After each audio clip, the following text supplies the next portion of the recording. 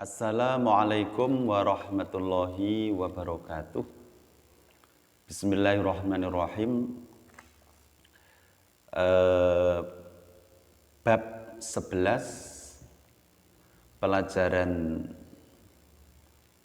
fikih untuk kelas 6 Madrasah Ibtidaiyah. Mengenal minuman halal dan haram. Minuman halal,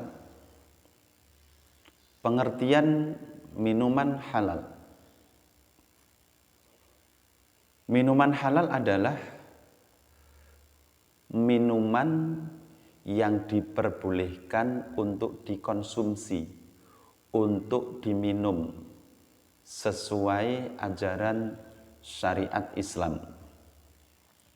Allah Subhanahu wa ta'ala berfirman di dalam Al-Quran, yaitu surat Al-A'raf ayat 157, wa yuhillu lahumut thayyibati wa yukharrimu alaihimul khaba'is.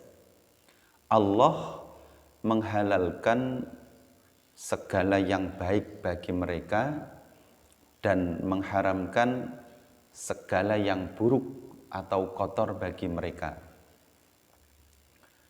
Air yang berasal dari sumber mata air telah terjamin halalnya. Air yang dicampur dengan bahan-bahan yang halal akan tetap halal dikonsumsi, dalam arti boleh diminum. Selain itu,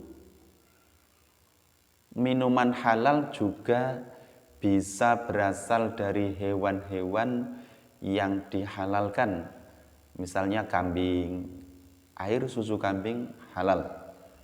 Misalnya susu kuda juga halal. Atau susu sapi, karena itu keluar dari hewan yang dihalalkan. Akan tetapi susu yang keluar dari hewan yang haram juga pasti akan diharamkan, tidak boleh dikonsumsi. Jenis-jenis minuman halal. Huruf A, yaitu minuman yang tidak membahayakan kehidupan manusia jika dikonsumsi atau diminum. B,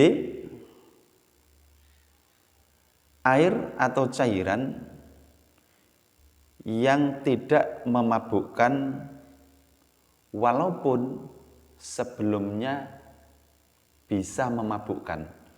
Jadi air atau cairan yang sebelumnya haram karena memabukkan, ketika dia berubah menjadi minuman yang tidak memabukkan, maka itu dihalalkan. Seperti khamr yang telah berubah menjadi cuka, itu menjadi halal, boleh dikonsumsi. Huruf C, minuman yang tidak berasal dari benda najis, ini boleh dikonsumsi. Huruf D, air atau cairan yang suci dan didapatkan dengan cara yang halal, itu boleh dikonsumsi, boleh diminum. Minuman haram. Sekarang tentang minuman haram. Pengertian minuman haram. Minuman haram adalah minuman yang semula halal menjadi haram karena terjadi percampuran atau bercampur dengan zat yang haram. Sehingga minuman itu menjadi haram karena menimbulkan dampak yang tidak baik, menimbulkan dampak buruk terhadap manusia yang meminumnya. Lalu apa saja jenis-jenis minuman haram? 1. Semua benda cair atau minuman yang mampu menggoncang akal, dalam arti memabukkan peminumnya, itu diharamkan. 1 ya, minuman atau benda cair yang mampu memabukkan peminumnya, termasuk minuman yang diharamkan. Yang kedua, minuman yang terbuat dari benda najis atau terbuat dari benda suci tetapi bercampur dengan benda yang najis, itu juga haram. Yang ketiga, minuman halal, akan tetapi cara mendapatkannya dengan cara yang tidak dibenarkan oleh agama. Minuman halal tersebut menjadi haram. Haram karena cara mendapatkannya tidak sesuai dengan syariat agama. Kemudian saya perkenalkan tentang najis. Apa itu yang dinamakan najis menurut syariat agama Islam? Yaitu setiap benda yang dianggap atau dihukumi kotor oleh syariat, itu najis.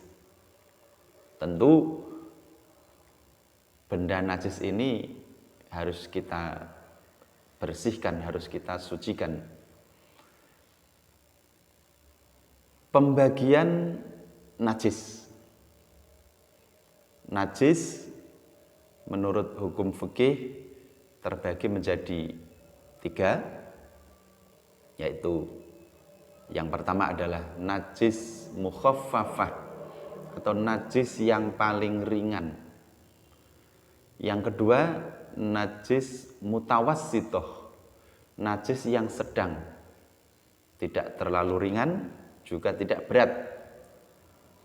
Dalam arti najis mutawassithah ini najis yang tidak masuk ke dalam kategori mukhaffafah dan juga tidak masuk ke dalam kategori najis mughalladzah.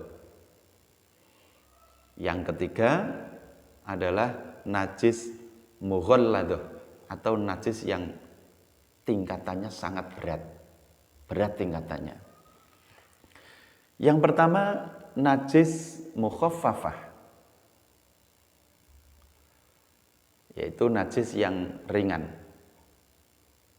Saya contohkan, najis mukhaffafah ini adalah air kencing anak laki-laki yang belum umur 2 tahun dan belum makan apa-apa kecuali hanya minum air susu ibu. Ini air kencingnya anak kecil laki-laki ini mukhaffafah, dalam arti ringan. Lalu cara membersihkannya adalah cukup dengan menyiram ke tempat yang kena najis tersebut dengan menggunakan air tanpa digosok-gosok. Digosok juga lebih baik, tapi tanpa digosok sudah cukup, sudah suci. Karena ini najis ringan, najis mukhaffafah. Saya ulang, najis mukhaffafah adalah najis yang air kencing dari anak laki-laki yang belum berumur 2 tahun dan belum makan apa-apa kecuali air susu ibu. Cara membersihkannya cukup menyiram begitu saja. Yang kedua adalah najis mutawassithah, yaitu najis yang sedang, bukan mukhaffafah, bukan mughalladah, sedang saja. Contohnya air seni, tinja manusia, darah, nanah, hasil muntah, dan lain sebagainya. Ini adalah najis mutawassithah. Juga bangkai juga termasuk najis mutawassithah. Selain bangkai, belalang, dan manusia. Karena najis belalang dan manusia itu bukan najis, karena bangkai belalang dan manusia yang sudah meninggal itu bukan najis. Bukan seperti hewan-hewan yang lain ketika sudah mati, hukumnya bangkai. Najis mutawassithah. Cara mencuci, cara membersihkan, mensucikan najis mutawassithah ini adalah dengan cara membasuh ke tempat yang najis, mengusap-usap, menggosok-gosok sampai bersih hingga warnanya, bau, ataupun rasa, ataupun warna atau ainiyah bentuk najisnya sudah hilang. Ini baru suci. Yang ketiga adalah najis mughalladah. Najis mughalladah ini adalah najis yang paling berat tingkatannya. Najis ini dicontohkan sebagai najisnya anjing dan juga babi. Kedua hewan ini, anjing dan babi, berikut sesuatu yang keluar dari dalam tubuhnya dan anak-anak yang keluar dari rahimnya, juga kotorannya, semua termasuk najis mughalladah, termasuk juga liurnya. Adapun cara mencuci najis mughalladah adalah dengan cara menghilangkan dulu ainiyah najisnya, bentuk najisnya dibuang, dihilangkan, kemudian tempat atau barang yang kena najis mughalladah ini disiram, dicuci 7 kali, disiram 7 kali, salah satunya dicampur dengan debu atau tanah. Demikian, terima kasih. Semoga anak-anak faham, dan jangan lupa ini ada pertanyaan yang harus kamu jawab, dan jawabannya cukup kamu tulis di dalam buku tulis, kemudian foto. Setelah kamu foto, kirimkan hasil foto ke nomor WA pribadi saya 0882 3952 4000. Terima kasih, semoga bermanfaat. Assalamualaikum warahmatullahi wabarakatuh.